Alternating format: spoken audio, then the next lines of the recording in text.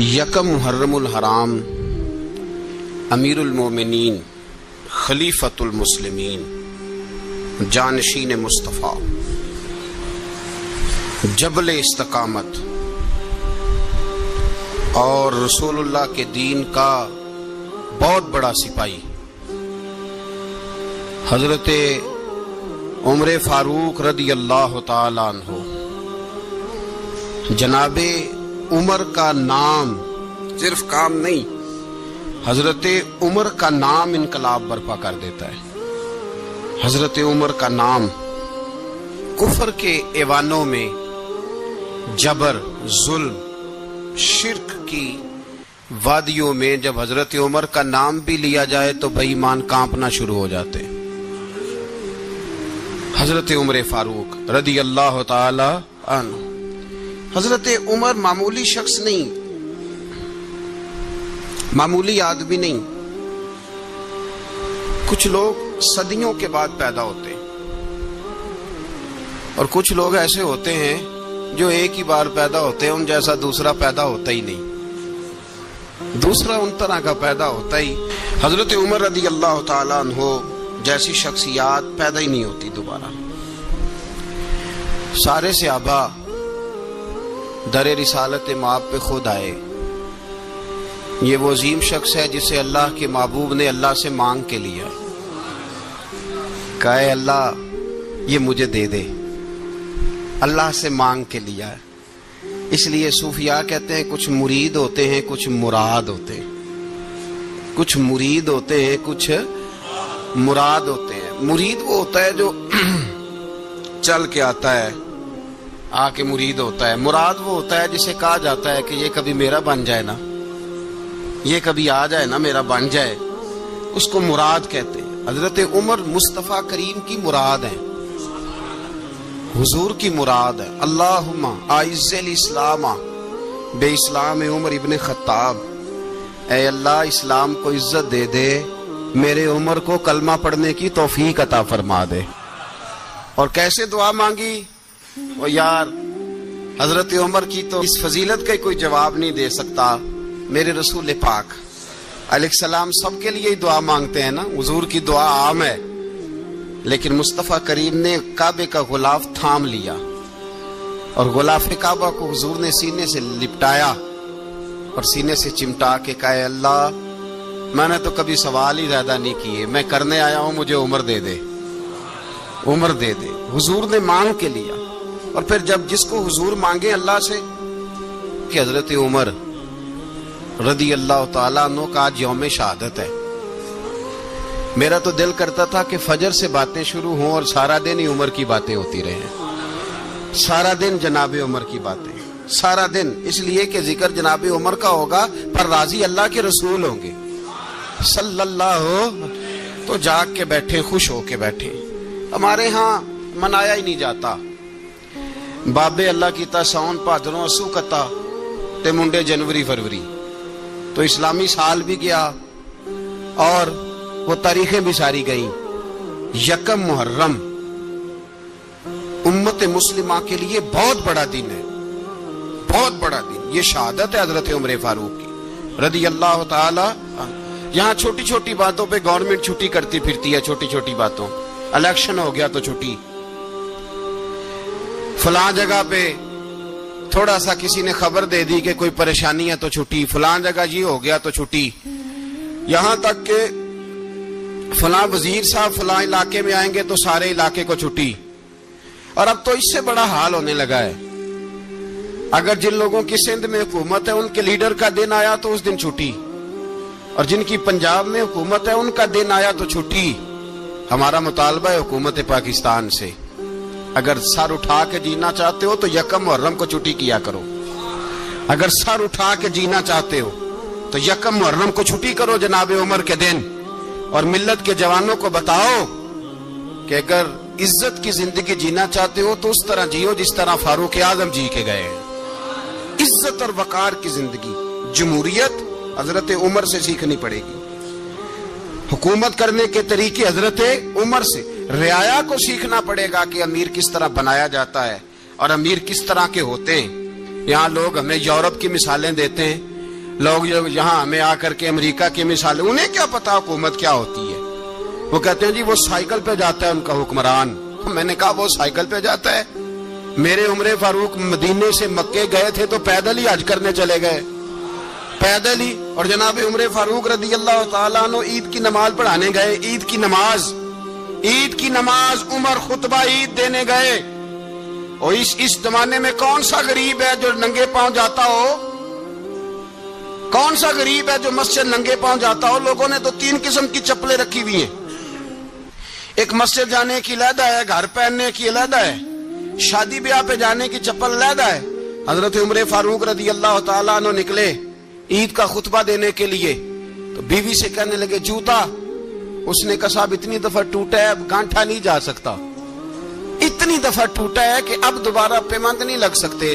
تو حضرت عمر کہنے لگے چل کوئی حرج نہیں ہے، بغیر جوتے کے ننگے پیر ہی چلتے ہیں، کوئی حرج نہیں۔ تو کہنے لگے لوگ کیا کہیں گے؟ فرمایا چپ کر۔ لوگ جس دن عمر نے یہ دیکھ لیا نا لوگ اس کے بارے میں کیا کہتے ہیں، اس دن عمر نہیں رہے گا۔ تو کہا پھر آپ کا نظریہ کیا ہے؟ فرمایا میرا نظریہ یہ ہے کہ رب رسول میرے بارے میں کیا کہتے ہیں، لوگوں کا کیا ہے؟ لوگ کل کسی کے بارے میں کچھ کہتے ہیں اور پرسوں کچھ کہتے ہیں، میرا نظریہ یہ ہے کہ رب رسول میرے بارے میں ننگے پیر عمر جا رہے ہیں۔ کون جی؟ میں بڑا ماڑا۔ اچھا جناب کیا غربت ہے؟ 10 قسم کے جوڑے لٹکے ہوئے ہیں کمرے میں اور پہننے کی فرصت نہیں، سویرے کیا پہننا ہے شام کیا پہننا ہے، 15 سوٹ کٹھے استری ہو کے لانڈری والا بھیج رہا ہے، اور تو غریب ہے، تو بہت بڑا غریب ہے۔ اس لیے کہ غربت پیسوں کی وجہ سے نہیں ہوتی، غربت تو دل کی ہوتی ہے۔ تو واقعی بڑا غریب ہے اور تو غریب ہی رہے گا۔ امیر تو عمر فاروق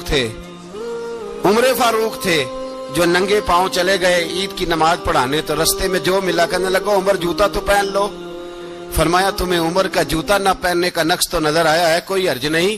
اگر عمر کو کبھی بتانا ہوا تو وہ والا نقص بتانا جو عمر کی سیرت میں پیدا ہو، کردار میں پیدا ہو، وہ والا نقص بتانا۔ یہ چھوڑو جوتے آتے جاتے رہتے، ننگے پاؤں گئے، پاؤں دھوئے، نماز پڑھائی، لوٹ آئے۔ او بھائی یہاں تو ہمارا بناؤ سنگار اترنا، جتنی توجہ کپڑوں کی طرف ہے اتنی توجہ کبھی ہماری علم کی طرف ہوتی نا، جتنا ذوق شوق ہمارا بناؤ سنگار کی جانب ہے، اتنا بناؤ سنگار کبھی ہمارا اخلاقیات کی جانب ہوتا تو معاملات بڑی حد تک سنورے ہوئے ہوتے۔ حضرت سیدنا فاروق اعظم رضی اللہ تعالی اپنی زندگی کو ترتیب دیا، ایک دن بھی خلافت نہیں مانگی اللہ سے۔ حضرت عوف بن مالک اشجعی ایک صحابی ہیں، حضرت عوف بن مالک رضی اللہ تعالیٰ عنہ فرماتے ہیں کہ جناب ابو بکر صدیق کا زمانہ تھا تو میں نے خواب دیکھا،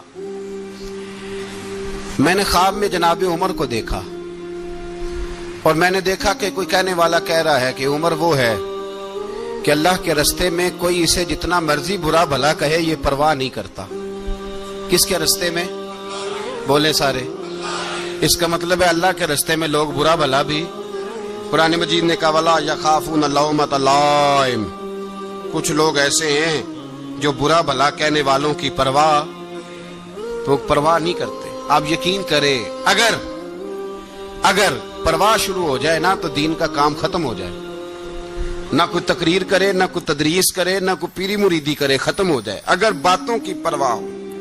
لیکن وہ پرواہ، حضرت عوف بن مالک اشجعی کہتے ہیں میں نے خواب میں دیکھا کہ عمر وہ ہے جو کسی کی پرواہ، اور دوسری بات میں نے یہ دیکھی کہ عمر خلیفہ بنے گا، اور تیسری بات میں نے خواب میں یہ دیکھی کہ عمر شہید بھی کیا جائے گا، عمر شہید بھی ہوگا۔ یہ میں نے 3 باتیں خواب میں دیکھی۔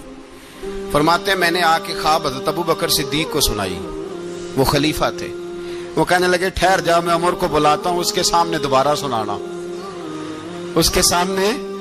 فرماتے ہیں میں نے بلایا حضرت عمر فاروق کو، آ کے بیٹھے، خواب شروع ہوا۔ کا ایک بات تو میں نے یہ دیکھی کہ آپ ملامت کرنے والے کی پرواہ نہیں کرتے، دوسرا آپ خلیفہ بنے گے۔ جناب عمر کہنے لگے چپ کر، ابو بکر کے سامنے ہی کہہ رہا ہے، چپ کر، خلیفہ کے سامنے ہی کہہ رہا ہے۔ تو حضرت ابو بکر صدیق کہنے لگے عمر اسے کہنے دو، مجھے لگتا ہے رب کی رضا یہی ہے کہ میرے بعد اگر مصطفیٰ کا منبر ملے تو عمر کو ملے، اسے کہنے دو۔ یار یہاں تو لوگ ڈینگے مارتے ہیں، یہاں تو لوگ دعوے کرتے میرے سامنے فلانے کو بھی بٹھاؤ فلانے کو بھی بٹھاؤ، اس کو کیا پتا اس کو کیا پتا، یہ تو بڑکے مارنے کا دور ہے۔ حضرت عمر رضی اللہ تعالیٰ عنہ کو تیسری بات کہی، حضرت عوف بن مالک نے کہا اب شہید کیے جائیں گے، میں نے خواب دیکھی ہے۔ نیک لوگوں کے خواب بڑی حد تک سچے ہوتے ہیں، کہا میں نے خواب دیکھی ہے۔ تو حضرت عمر کہنے لگے شہید تو دلیر لوگ ہوتے ہیں، شہید تو دلیر، جسے سارا زمانہ دلیر کہہ رہا ہے وہ اپنے بارے میں کیا کہہ رہے ہیں، کہتے ہیں شہید تو دلیر، میں تو کاہل سا آدمی ہوں، سست آدمی ہوں، میں تو اتنا کام ہی نہیں کرتا، تو یہ خواب تو نے جو ٹھیک ہے دیکھا ہے نا پھر سے دیکھنا۔ تو ابو بکر صدیق فرمانے لگے عاجزی نہ کر، انکساری نہ کر، تو جو کہہ رہا ہے ٹھیک کہہ رہا ہے، لیکن مجھے سن کے شکر بھی ہوا ہے اور افسوس بھی ہوا ہے۔ افسوس اس بات کا کہ تیرے جیسا بطل عظیم چلا جائے گا، اور شکر اس بات کا کہ رب تجھے زندگی بھی اعزاز والی دے گا، اور شہادت کی موت دے کے اللہ تجھے موت بھی عزت والی عطا فرمائے گا۔ اللہ موت بھی تجھے عزت والی دے گا، تجھے کاہلوں جیسی موت اللہ۔ حضرت فاروق اعظم رضی اللہ، او بھائی یہاں تو اس زمانے کا سب سے بڑا مسئلہ پروٹوکول ہے۔ لوگوں کو پتا ہوتا ہے کامل پیر ہے، کامل مرشد ہے، لوگ نہیں جاتے۔ میں کسی کا مرید ہو جاؤں، میرا پروٹوکول کدھر گیا؟ پتا ہوتا ہے یہ کامل استاد ہے، میں اس کے پاس بیٹھوں گا تو میری تربیت کرے گا، لیکن لوگ شاگرد نہیں بنتے، میں کدھر گئی؟ یہ جو پروٹوکول کی مصیبت ہے نا، اس نے بڑے بڑے لوگ زیرو کر دیے، بڑے بڑے لوگ۔ اور یہ مت سمجھے کہ آپ کا وزیر اعظم پروٹوکول لیتا ہے یا آپ کا صدر پروٹوکول، وزراء، ایسی کوئی بات نہیں۔ ہم چھوٹے طبقے سے لے کر بڑے سارے پروٹوکول کے قائل ہیں۔ ہمارا تو داماد بھی کہتا ہے کہ مجھے پوچھا نہیں میں تمہارے گھر کیوں آؤں۔ ہمارا تو بھائی ہر شخص اعلان کرتا ہے پروٹوکول کا، فلانے نے عزت نہیں دی تو واپس آ جاؤ، فلانے نے سلوٹ نہیں کیا تو واپس آ جاؤ۔ لوگ جہاں سلوٹ کرنا چاہیے وہاں بھی سلوٹ کرانے کے قائل ہیں، پر حضرت عمر رضی اللہ تعالی، حضرت عمر کی سادگی اور پھر جناب عمر کی عاجزی، جب انسان اپنے اوپر سوار کر لیتا ہے نا، سوار کر لیتا ہے، میں بدکار پرانا خادم، کسے در ملی نی ٹوئی، تے واصف یار نے نظر جو کیتی تے واصف ہی۔ میں اکثر سوچتا ہوں حضور نے جہاں بھی کہا نا، فرمایا میرے بعد نبی ہوتے تو خطاب کے بیٹے عمر ہوتے۔ حضور نے فرمایا عمر جس رستے سے جاتا ہے شیطان وہ رستہ بدل جاتا ہے۔ نبی پاک صلی اللہ علیہ وسلم نے فرمایا میرا عمر وہ ہے کہ اس کی زبان پر حق جاری ہے۔ حضور علیہ الصلوۃ والسلام نے فرمایا 950 سال حضرت جبریل میرے عمر کی شان بیان کریں تو ان کی عظمت ختم نہیں ہوتی۔ 950 سال جبریل عظمت بیان کرے تو ختم نہیں ہوتی، یہ بات ہے حضرت عمر کی۔ اور فرمایا عمر ابو بکر کی نیکیوں میں سے ایک نیکی ہے، یہ شان ہے اب عمر فاروق رضی اللہ تعالیٰ عنہ کی۔ حضور نے فرمایا میرے بعد نبی ہوتے تو عمر ہوتے، جس گلی سے عمر آئے شیطان رستہ بدل جائے۔ میرے عمر فاروق کی شان 950 سال بیان ہو تو ختم نہ ہو۔ عمر کی زبان پر اللہ حق بیان کرتا ہے، جو عمر کہتا ہے وہی رب کر دیتا ہے۔ حضور ساری زندگی فضیلتیں بیان کرتے رہے، عمر جواب میں کیا کہتے ہیں؟ کوئی بتائے نا کہ یہ والی حدیثیں کبھی عمر نے بھی روایت کی ہوں کہ حضور نے میرے بارے میں یہ کہا ہے۔ یہ روایتیں وہ روایت نہیں کرتے، ان سے جب لوگ کہتے عمر تیری بڑی بات ہے تو عمر رو پڑتے، کہتے میں تو اونٹ چرانے والے باپ کا بیٹا ہوں، میں تو اونٹ چرانے والے باپ کا بیٹا، اونٹ چرا۔ اس سے آگے عمر گئے ہی نہیں ساری زندگی، اس سے آگے لفظ ہی نہیں ادا کی۔ اور میں تو بھائی اونٹ چرانے والا، میرا باپ تو اونٹ چرایا کرتا تھا، 10 اونٹ تھے، میری ڈیوٹی ہوتی تھی، سنبھالے نہیں جاتے تھے، ابا ڈنڈوں سے مارتا تھا۔ ساری زندگی عمر حج کرنے گئے، ایک خشک تنا کھجور کا عمر فاروق رضی اللہ تعالیٰ عنہ نے اس کو اپنے کلاوے میں لیا، رونے لگے۔ لوگوں نے کہا عمر کیا ہوا؟ فرمانے لگے یہاں میں اونٹ چرایا کرتا تھا، یہاں میں اونٹ چراتا تھا، 10 اونٹ سنبھالے نہیں جاتے تھے۔ دیکھو رسول اللہ کی شان، آج ساری امت چلانے کا طریقہ عطا فرما دیا ہے، ساری نظریے سے پیار۔ یار پیسہ کس کو برا لگتا ہے؟ آپ جس آدمی کی 50 کروڑ کی پراپرٹی ہے اس کو پوچھیں سب سے غریب، آپ کو وہی نظر آئے گا۔ وہ کہے گا میں ٹائٹ ہوں. حالات بڑے میں کئی باری پوچھے انہوں نے، میں کہتا ترجمہ بھی 10 چھڑو کی ہمیں تو سمجھ نہیں آتی. اور ٹائٹ حالات کون سے ہوتے ہیں جی؟ جس آدمی کا کروڑوں میں کاروبار ہے نا، اس کو آپ چھیڑے وہ رونے لگ جائے گا. رونے تو کئی میں نے ایسے دیکھے ہیں، کرائے کا مکان ہے، ان سے پوچھے صاحب کیا حال ہے، تو کہتے ہیں جتنی اللہ نے شان والی زندگی ہمیں عطا کی ہے کسی کو نہیں دی ہوئی. اس کا مطلب ہے خوشی بھی یہی ہے اور غم بھی یہی. اندر سے خوشی ہے، اندر سے ہی. تو نے اگر راضی رہنا ہے تو ادھر سے رہنا ہے، ناراض رہنا ہے تو بس اپنے آپ کو خوش رکھے گا تو ہو جائے گا. سارے صحابہ مل کے آئے، کہنے لگے عمر فاروق سے کہنا ہے نبی پاک کے زمانے میں تو ظاہراً غربت تھی، ابو بکر کے دور میں بھی غربت تھی، اب تو بڑا مال ہے.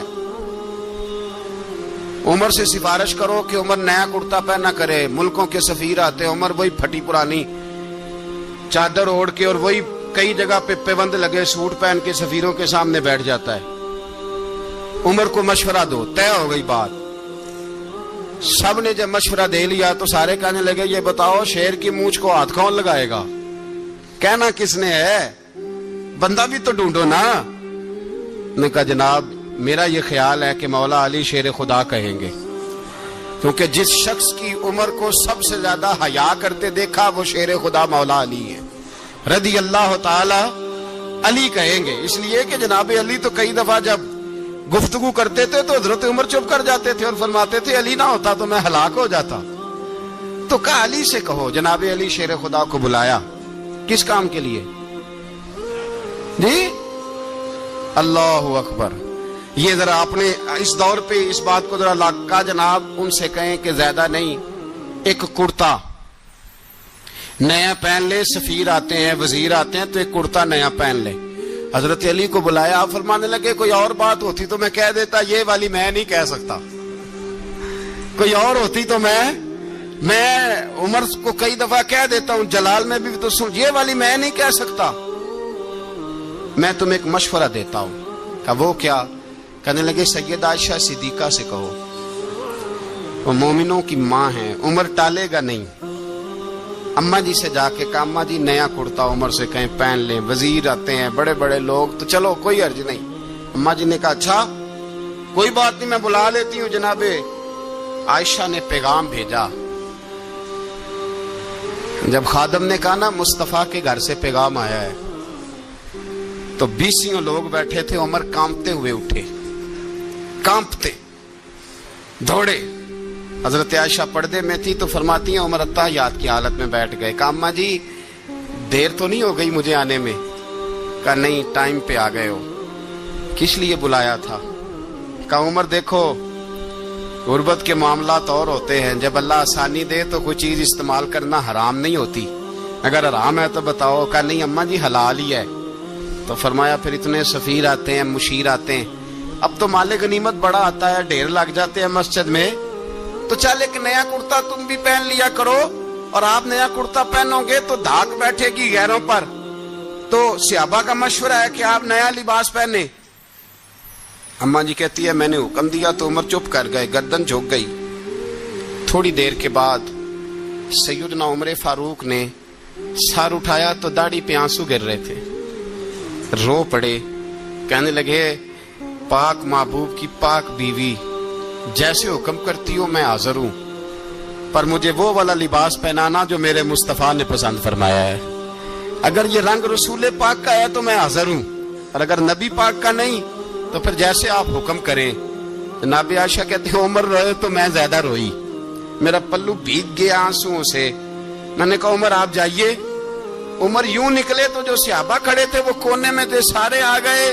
کہا اماں جی کیا بنا؟ فرمایا بھائی تم سب جو باتیں کہتے ہو وہ اپنی جگہ ٹھیک ہیں، پر عمر جو بات کرتا ہے وہ سب سے زیادہ ٹھیک ہے. عمر جس پہلو پر بات کرتا ہے وہ یار ایسی عاجزی، ایسا رنگ، ایسا انداز، ایسا طرز حیات، ایسی زندگی. اولاد کے معاملے میں لوگ بزدل ہو جاتے ہیں، بزدل. پر حضرت عمر کا بیٹا مصر گیا، وہاں سے کمائی کر کے لایا، تجارت کرنے گیا، لاکھوں کا مال. کون سا باپ ہے دنیا میں جس کا بیٹا باہر سے پیسے لے کے آئے تو ابا تفصیل پوچھے کہ بیٹا کہاں سے کمائے، کہاں سے لایا، کتنے ملے، کیوں آئے؟ کون سا باپ تفصیل پوچھتا ہے؟ ابا تو کہتا لا صحیح، اور तारीफें करता है, मेरा बेटा बड़ी कमाई करता है। कभी पूछा है उससे कि ड्यूटी सही देता है कि नहीं? कभी पूछा है कि तू ईमानदारी की रोजी लाता है कि हराम की कमाता है? ये बाप की जिम्मेदारी है, ये अम्मा की जिम्मेदारी है। फिर कहता है बीमारी कैसे आ गई, परेशानी कैसे आ गई? तूने कभी सवाल किया अपनी औलाद से? हजरत उमर फारूक रजी अल्लाह ताला अन्हु का बेटा मिस्र से पैसे कमा के लाया तो जनाब उमर ने बुलाया, फरमाया बेटे इतनी तो तेरे पास राशि ही नहीं थी, थोड़े से तो तू पैसे लेके गया था, इतनी कमाई कैसे हो गई? इतने तो पैसे नहीं थे साहब, कहां से कमाई लाए?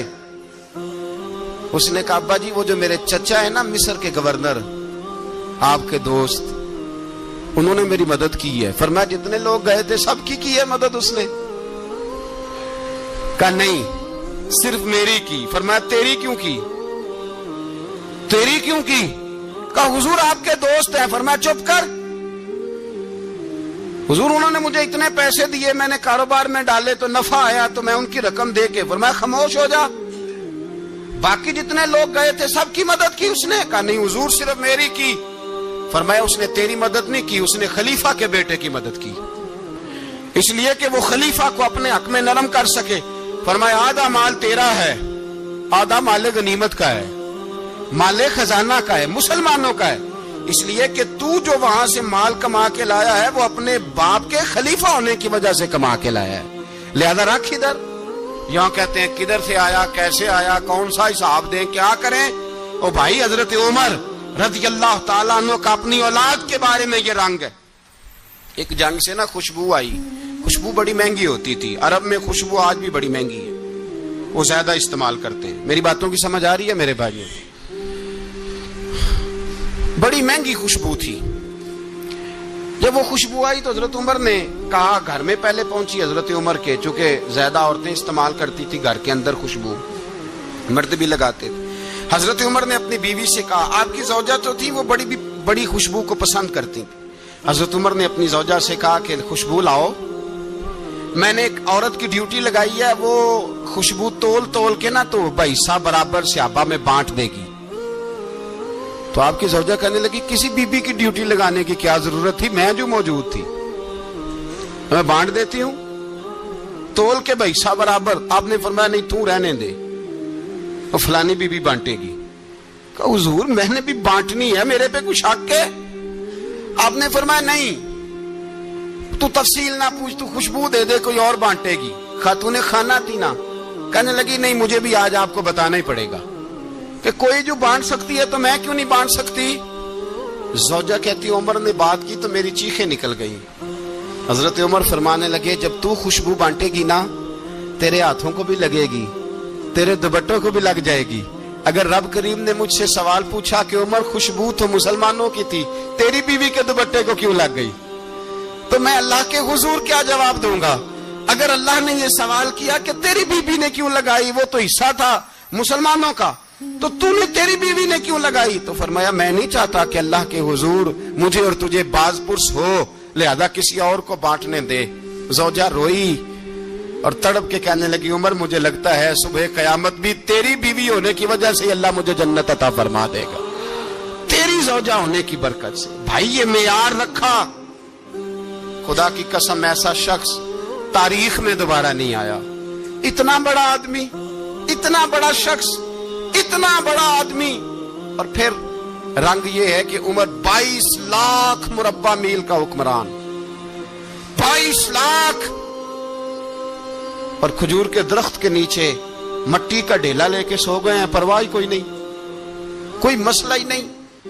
2 गुलाम साथ बैठे तो एक रोटी हजरत उमर ने घर से मंगवाई, थोड़ा सा सिरका, तो गुलाम कहने लगे हमने भी खानी है। फरमाया कोई अर्ज नहीं, रोटी को पेट भर के खाना जरूरी तो नहीं, 3 हिस्सों में बांट लेते।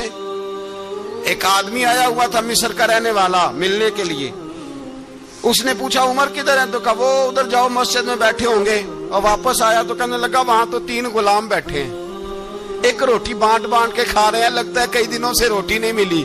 कहा 3 गुलाम तो कोई नहीं, वहां 2 ही थे, तीसरे तो अमीरुल मोमिनीन थे। उसने कहा नहीं नहीं 3 गुलाम हैं, कपड़े भी एक तरह के पहने हुए, बल्कि 2 के तो फिर सही है, तीसरे के तो ज्यादा माड़े हैं, कपड़े भी एक तरह के। کھانا پینا بھی ایک طرح کا، اور ان کا نشست برخاست بھی ایک طرح کی ہے، لہذا کوئی فرق نہیں۔ حضرت ابو ہریرہ کہتے ہیں میں لے کے آیا، اور جناب عمر کو جب میں نے کچی زمین میں تامت سمیٹ بیٹھے دیکھا تو میں رو پڑا۔ میں نے اس مصر سے آنے والے کو کہا تو اس کے جلوے دیکھ، اگر اس کی ذات میں اتنا حسن ہے تو محمد عربی کا مقام کیا ہوگا۔ یہ مقام غور ہے، مقام غور۔ 10 محرم کو لوگ دیگے پکائیں گے نا، نہیں پکانی ہے، کوئی بول دے نہیں، ہاں نہ نہیں کر دے، پروگرام بدلیا تو نہیں دی عید کی کہ وہ ایک اب کام شروع ہوا ہے لاسٹ ٹائٹ ہونے والا، کیوں جی پکنی ہے نا دیکھیں 10 محرم کو انشاءاللہ تعالی، ہم بھی پکائیں گے انشاءاللہ، یہاں بھی پروگرام ہوگا۔ تو 10 محرم کو جو دیگ پکنی ہے تو ایسا نہیں ہو سکتا کہ 1 محرم کو حضرت عمر کے نام کی بھی کوئی پک جائے۔ اگر امام حسن حسین کے نام کی دیگیں پکے تو جو امام حسن حسین کے سے پیار کرنے والے ہیں، جو امام حسن حسین سے ہم لوگوں نے بھی عجیب رٹا اپنایا ہے نا، ہم لوگ بات کا ایک پہلو دیکھتے ہیں دوسرا نہیں دیکھتے۔ حضرت امام حسن اور حسین کو بھی نبی پاک نے شہید کہا، اور جناب عمر کو بھی رسول اللہ نے خود شہید فرمایا، فرمایا شہید ہے، خود فرمایا اپنی زبان سے کہ یہ شہید ہے، خود میرا عمر شہید ہے۔ تو ان کے نام کی دیگ نہیں پکنی چاہیے، اس طرف نہیں ہماری توجہ ہونی چاہیے۔ اور اہل بیت نبو، یہ بات میں پہلے بھی کرتا ہوں آج پھر کرنا ضروری سمجھتا ہوں، اہل بیت کا پیار سن لو کان کھول کے، اہل بیت کا پیار اگر ہمیں کسی نے سکھایا ہے تو سیدنا عمر فاروق نے سکھایا ہے۔ اہل بیت نبوت کی محبت اگر کسی نے سکھائی ہے تو کس نے سکھائی ہے؟ بول کے بتائیے، حضرت عمر نے۔ اہل بیت کا پیار ہمیں حضرت عمر نے بول کر کے سکھایا ہے۔ بھائی یاد رکھیں، کسی کی طاقت نہیں تھی دم مارنے کی حضرت عمر کے سامنے، طاقت ہی نہیں تھی، کیسر و کسرا کانپ جاتے تھے، جرأت ہی نہیں کرتے تھے حضرت۔ اور ہمارے تو تعلقات بڑے ہیں نا غیروں سے۔ حضرت ابو موسیٰ اشعری رضی اللہ تعالیٰ عنہ فرماتے ہیں میرا منشی سائی تھا، وہ کاتب کہتے تھے وہ لوگ، میرا حساب کتاب عیسائی تھا۔ تو فرماتے ہیں ایک دن میں نے وہ سارا حساب کتاب لین دین کے حضرت عمر کو دکھائے تو فرمانے لگے جس نے لکھے ہیں اس کو بلاؤ۔ کہنے لگے ضرور مسجد نہیں آ سکتا۔ کیوں نہیں آ سکتا؟ کہنے لگے وہ عیسائی ہے۔ کہتے ہیں حضرت عمر جلال میں آ گئے۔ آپ فرمانے لگے جنہیں رب دور کرتا ہے تم کیوں قریب کرتے ہو؟ جنہیں اللہ دور کرتا ہے۔ فرمایا تم غیروں کو اگر عہدے دو گے تو اپنوں کا کیا بنے گا؟ اگر تم غیروں کو عہدے دو گے تو اپنوں کا۔ یہ سوچ ہے جو آج برما کے مسلمانوں کے لیے بھی ضروری ہے۔ کہا اگر تم غیروں کو عہدے دو گے تو اپنوں کا۔ ہم نے غیروں کو عہدے دیے تو دیکھا نا اپنے کس طرح کاٹے جا رہے ہیں۔ غیروں کو جو عہدے دے دیے یارانے سارے غیروں سے، روز دعویٰ ہوتا ہے چین ہمارا سجن ہے، چین ہمارا دوست ہے۔ او بھائی دوست ہے تو اس سے کہو نا کہ برما تو تمہاری ایک چھوٹی سی ریاست ہے، چین کے بغیر تو وہ سانس بھی نہیں لے سکتا، اس کو کہو نا اس حکومت پہ دباؤ ڈالے۔ لیکن ہم لوگوں نے غیروں کو عہدے دیے تو اپنے پس گئے۔ حضرت عمر کہتے تھے ذمی کا ہم ادب کریں گے، ذمی کافر کا ہم، ایسا کافر جو مسلمان ریاست کو قبول کرے، بدامنی نہ پھیلائے۔ ایک آدمی کو آپ نے دیکھا آنکھوں سے نابینا ہے اور بھیک مانگ رہا ہے، تو حضرت عمر کو نظر آ گیا۔ فرمایا کون ہو؟ اس نے کہا میں یہودی ہوں۔ فرمایا بھیک کیوں مانگتے ہو؟ کہا جب تک تندرست تھا مسلمانوں کو جزیہ دیتا تھا، بوڑھا ہو گیا ہوں کیا کروں؟ حضرت عمر نے گھوڑے کی پشت پہ بٹھایا، کافر کو گھوڑے کی پشت پہ بٹھایا اور بٹھا کے مدینے لائے۔ حضرت علی شیر خدا وزیر خزانہ تھے۔ فرمایا علی اس کا وظیفہ جاری کرو۔ کہا یہ کون ہے؟ فرمایا یہ یہودی ہے لیکن یہ ہمیں جزیہ دیتا رہا، بوڑھا ہو گیا بیچارہ، بھیک مانگنے پہ مجبور ہے، ہماری حکومت کے اندر رہتا ہے، اس کا پورا وظیفہ جتنا خرچہ اتنا وظیفہ لگاؤ۔ حضرت علی کہتے ہیں میں وظیفہ لگا رہا تھا اور وہ میرے نبی کا کلمہ پڑھ رہا تھا، وہ رسول اللہ کا کلمہ پڑھ رہا تھا۔ یہ مزاج، یہ نہیں کہ کافر۔ حضرت عمر نے گورنروں کو خط لکھے تھے کہ زبردستی کسی کو مسلمان نہیں کرنا، جہاں ان کی عبادت گاہیں بنی ہو گرانی نہیں، کوئی مندر کوئی گرجا ضائع نہیں کرنا۔ اسلام سب کو جینے کا موقع دیتا ہے، پر بے ایمانو ظالموں بدذاتوں تمہیں یہ کہتا ہے کہ ہم تمہیں جینے کا موقع دیتے، تم بھی مسلمانوں کو جینے کا موقع دو۔ یہ جہاں بستے ہیں جہاں رہتے ہیں انہیں وہاں جینے کا موقع دو، انہیں بھی اللہ اکبر کہنے کا موقع دو، انہیں بھی قرآن پڑھنے کا موقع دو، انہیں بھی رسول اللہ پر درود پڑھنے کا موقع دو۔ ہمارے ملک میں عیسائی اپنی مرضی سے کھلے عام تبلیغ کرتے ہیں. یہاں تو چینل چلائے ہیں عیسائیوں نے. کسی مذہبی جماعت نے کبھی جلوس نکالا ہے کہ عیسائیوں کا چینل بند کرو؟ بولے نکلا ہے کہ نہیں نکلا؟ کتنے ظلم کی بات ہے. ہم جب غیر کو اتنا تحفظ دیتے ہیں، اتنا تحفظ دیتے ہیں. ہم نے دیکھا ہے، مجھے بیسیوں لوگوں نے عید پہ ٹیلی فون کیے کہ عیسائیوں کو قربانی کا گوشت دے لیں. مجبور ہیں جی، دروازے پہ آ گئے ہیں، ہمارے کام کاج کرتے ہیں. بیسیوں لوگ، عام آدمی کے دل میں ان کا اتنا جذبہ ہے. وہ مسائل کا بیان کرنا ایک علیحدہ بات، لیکن ہمارے دل کافر کے حق میں بھی نرم ہو جاتے ہیں. تم کس قدر زیادہ بے ایمان ہو اور کفر کس قدر زیادہ ذلیل ہو گیا ہے کہ مسلمان کے حق میں نرم ہوتا ہی نہیں. اور اس سے بڑے ذلیل وہ ہیں جو ان ذلیلوں کے سپورٹر ہیں.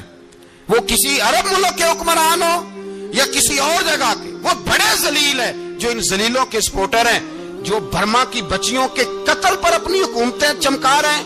انہیں شرم نہیں آتی. اس قدر مسلمان تڑپا ہے، لیکن ان بے غیرتوں کو ذرا ہوش نہیں آئی. اور یہ ان کے کماش، ان کے دلال جو ہر جگہ ان کی سپورٹ کر کے اپنی حکومتیں قائم کرتے ہیں، بے ایمانوں کو پتہ نہیں کہ کب ان پر اللہ کا عذاب اترے گا اور کس طرح ان کے پرخشے اڑیں گے. تمہیں اپنی ذلت اور رسوائی نظر نہیں آ رہی کہ زمین کس طرح تمہارے لیے تنگ ہو گئی ہے؟ اس سے زیادہ اور تمہاری رسوائی کیا ہوگی؟ ڈرو اللہ سے. اور یہ تو دنیا کا عذاب ہے. ان بطش ربک لشدید. میرا رب کہتا ہے قیامت تو قائم ہونے دے. اتنا سخت تیرے رب کی پکڑ ہے، اتنی کسی دوسرے کی ہو سکتی؟ یاد رکھیں اور تھوڑا احتیاط کریں. ہم سب لوگ بھی، جو ہم لوگ آدھی زبان بول کے بھی ان کی سپورٹ کرتے ہیں، اب شرم آنی چاہیے ہمیں ان حکومتوں کی سپورٹ کرتے جو مسلمانوں کی لاشوں کے اوپر حکومتیں قائم کرتے ہیں. شرم آنی چاہیے. بہرحال بات دور نکل جائے گی اور میں اپنے مضمون پہ رہتا ہوں. اہل بیت کا پیار اگر سکھایا ہے تو جناب عمر نے سکھایا ہے رضی اللہ تعالی عنہ. امام حسن ملنے، آپ یقین کریں میں جب اس واقعہ کو پڑھتا ہوں تو میرا دل جھوم جاتا ہے. میں کہتا ہوں یار ڈاٹا ہونا اپنی جگہ پہ، عشق ہونا اپنی جگہ پہ، انسان کا باوقار ہونا اپنی جگہ. جہاں کھڑے ہونا تھا وہاں یہ کھڑے ہوتے تھے، اور جہاں جھکنا تھا وہاں یہ. ان لوگوں میں اقبال نے کہا تھا تیری نگاہ ناز سے دونوں مراد پا گئے. عقل غیاب و جستجو، عشق حضور و اضطراب. جہاں اگر آیا ہے سامنے کیسر و کسرا تو عمر جیسا دلیر کوئی نہیں. اگر سامنے آیا ایران کا بادشاہ تو عمر جیسا تگڑا کوئی نہیں. اگر آیا ہے سامنے غسان کا بادشاہ تو عمر جیسا عادل کوئی نہیں. لیکن اگر علی کا بیٹا آیا ہے، اگر فاطمہ کے لال پارے آئے ہیں تو پھر فاروق اعظم سے جیسا محب کوئی نہیں، پھر ان سے جیسا پیار کرنے والا کوئی نہیں. اندر بیٹھے ہیں جناب عمر، اندر تنہائی میں کچھ وزیروں سے گفتگو ہو رہی ہے، میٹنگیں جاری ہیں. آپ کے بیٹے ملنے آئے جناب عبداللہ ابن عمر. ابا جی ملنا ہے. بات ٹھہرو، بات کر رہا ہوں، کوئی نہ اندر آئے. صاحبزادہ باہر کھڑا ہے. تھوڑی دیر گزری تو امام حسن بھی آ گئے. کون آئے؟ آپ کو جو ملے گا امام صاحب کا نام لینے سے، وہ سردار ہیں جنتیوں. کون آئے؟ سارے بولیے. امام حسن تیری نسل پاک میں ہے بچہ بچہ نور کا، تو ہے نے نور تیرا سب کرانا. امام حسن آئے تو حضرت عبداللہ ابن عمر کو دروازے پہ کھڑے دیکھا. کہا امیر المومنین کہاں ہیں؟ کہنے لگے حضرت عمر کے بیٹے. کہنے لگے وہ اندر بیٹھے، کچھ میٹنگ ہو رہی ہے اور انہوں نے کہا کوئی اندر نہ آئے، لیکن آپ جانا چاہیں تو چلے جائیں. آپ جانا چاہیں تو تیری نسل پاک میں ہے بچہ بچہ نور، آپ جانا چاہیں تو چلے جائیں. تو انہوں نے کہا جب آپ باہر کھڑے ہیں تو مجھے کوئی اتنا ضروری کام نہیں، اور ابھی زور کی نماز تھوڑی دیر میں ہوگی، میں مسجد میں مل لوں گا امیر المومنین سے. یہ بات کہہ کے امام حسن چلے گئے. یار اتنی بڑی بات نہیں تھی، اتنی بڑی بات نہیں تھی. میرے استادوں کا بیٹا بھی آئے تو کہا ٹھیک ہے جی وہ سوئے ہوئے ہیں، کوئی غرض نہیں یار میں ٹھہر کے آ جاؤں گا. کوئی بڑی بات نہیں تھی، دیکھا جائے تو بڑی بات نہیں تھی، پر بات بہت بڑی تھی اس لیے کہ یہ خالی حسن نہیں، یہ حسن ابن علی ہے، یہ حضرت فاطمہ کے لخت جگر. حضرت عمر باہر نکلے. عبداللہ ابن عمر سے پوچھا کوئی آیا تو نہیں؟ تو کہا حضور امام حسن آئے تھے. تو کہا پھر شہزادے کو اندر کیوں نہیں بھیجا؟ کہا میں نے کہا تھا. وہ کہنے لگے اگر امیر المومنین مصروف ہیں تو میں ظہر میں مل لوں گا. حضرت عمر رونے لگے. فرمایا بیٹے تو نے اچھا نہیں کیا. پھر مسجد نہیں گئے، सीधे इमाम हसन के दरवाजे दस्तक दी। इमाम हसन बाहर आए, कहा शहजादे आए थे तो मिले क्यों नहीं? तो इमाम हसन कहने लगे हुजूर आपका अपना बेटा दरवाजे पे खड़ा था, आपका अपना बेटा दरवाजे पे खड़ा था, और मना भी किया था आपने तो मैं जोर में मिल लेता। हजरत इमाम हसन फरमाते जोशे जज्बात में जनाबे उमर ने सर से पगड़ी उतार दी, जोशे जज्बात में कहने लगे हसन मेरे बेटे का और आपका क्या मुकाबला? क्या उसकी माँ का नाम फातिमा ज़हरा है? क्या उसकी नानी का नाम खतीजतुल कुबरा है? क्या उसके नाने का नाम मोहम्मद मुस्तफा है? आपका और उसका क्या मुकाबला? फिर रो पड़े और कहने लगे बेटे मैं मक्के के सहराओं में ऊंट चराया करता था, ये जो मेरे सर पर इज्जत के बाल हैं ये तेरे नाने के उगाए हुए, मैं मक्के के खबरदार शहजादे खबरदार। ओ भाई अहले बैत नबुव्वत के अदब का रंग अगर सिखाया है तो सैयदना उमर ने सिखाया है। हजरत उमर फारूक अथॉरिटी है, इस्लाम की अथॉरिटी। यकम मुहर्रम हजरत उमर की शहादत है। यहूदी बोल उठा, काफिर बोल उठा। अगर 6 महीने उमर दुनिया में और रहते तो दुनिया में कोई काफिर मौजूद न होता। 6 महीने। और जब इस बतले जलील का जनाजा उठा, अल्लाह बुखारी पढ़िए ना, अल्लाह मरजुकना शहादतन फी सबीलिक, अल्लाह बिस्तरे की मौत ना देना, शहादत की देना। उमर शहीद हुए, मस्जिद नबी में नमाज पढ़ाते। और जब जनाजा उठा तो मदीने का फिर पीछे जो दलेर बचे वो मौला अली थे। मौला अली जनाब उमर का जनाजा उठा तो सबसे पहली हाय जो निकली वो हजरत अली की जुबान से निकली। और हजरत अली सारी दाढ़ी आंसुओं से भर गई। लोगों ने कहा कि अली क्या हुआ? फरमाने लगे तुम देख नहीं रहे जनाजा किसका उठा है, पलट के देखो तो सही। तुम पता नहीं है कौन गया है? हुजूर क्या हुआ? आप फरमाने लगे उमर इस तरह के काम करके गया है, अब इनके रस्तों पे कौन चलेगा? कौन इसके जिगर राहे वफा में मैं नक्श ऐसे छोड़ आया हूँ, मैं जिस मंजिल से गुजरा हूँ वो अब तक याद करती है। हजरत अली हजरत उमर के जनाजे पे खड़े होकर कहते हैं अल्लाह मुझे उस तरह के अमल करने की तौफीक दे जिस तरह के उमर करके गया। मेरे भाई बतले अजीज बतले हुर्रियत हजरत उमर रदी अल्लाह ताला अन्हो जो अपनी जिंदगी इनकलाब वाली गुजार के गए। उमर जब दुनिया से गए तो 80 दिनार का कर्जा था, 22 लाख मुरब्बा मील का हुक्मरान। और अपने बेटे से कहने लगे बेटे कोशिश करना तेरे खानदान वाले मिलके मेरा कर्जा उतार दे, मेरी कब्र पे बोझ ना रहे। और अगर खानदान वाले मदद न करें तो मेरे दोस्तों से बात करना, वो मदद न करें तो फिर अली से बात करना। इनका प्यार आपस में इतना और तू इख्तलाफ साबित कर रहा है। 80 दिनार का कर्जा छोड़कर हजरत उमर दुनिया से गए और जाती दफा कह गए मेरे बाद मेरे बच्चों को हुकूमत के मशवरे में भी शामिल न करना, हुकूमत के मशवरे में भी मेरी औलाद शामिल ना हो। इतना बड़ा शख्स इतना बड़ा रंग दे के यकम मुहर्रम को जब उमर फारूक का विसाल हुआ तो बेटे से कहने लगे अम्मा आयशा से जाके कहो मेरा भी नबी पाक के रोजे में दफन होने को दिल करता है। एक कब्र की जगह है अम्मा जी ने अपने लिए रखी है, बुखारी या बुखारी। हजरत आयशा के पास साहबजादे गए, कहने लगे अम्मा जी उमर को जख्म लग गया है, हालत बड़ी परेशानी वाली है। वो कहते हैं अगर अम्मा इजाजत दे। सैयद आयशा रो पड़ी, फरमाने लगी को अपनी कब्र की जगह तो नहीं ना किसी को देता। पर उमर ने कमाल ही बड़ा किया, उसे कहो जाओ गुंबद खजरा में कयामत तक जो मुस्तफा पे और अबू बकर पे सलाम पड़ेगा वो तुझ पे भी सलाम पढ़ के जाएगा। जाओ मैंने जगह दी। आला हजरत फाजिल बरेलवी रहमतुल्लाह अलैह फरमाते हैं वो उमर जिसके आदाब शैदा शकर, उस खुदा दोस्त हजरत पे लाखों सलाम। उस खुदा दोस्त हजरत पे आप यकीन करें मिंबर पे बैठा हूँ, हजरत उमर का जब नाम लेता हूँ तो मेरे वजूद के रोंगटे खड़े हो जाते हैं।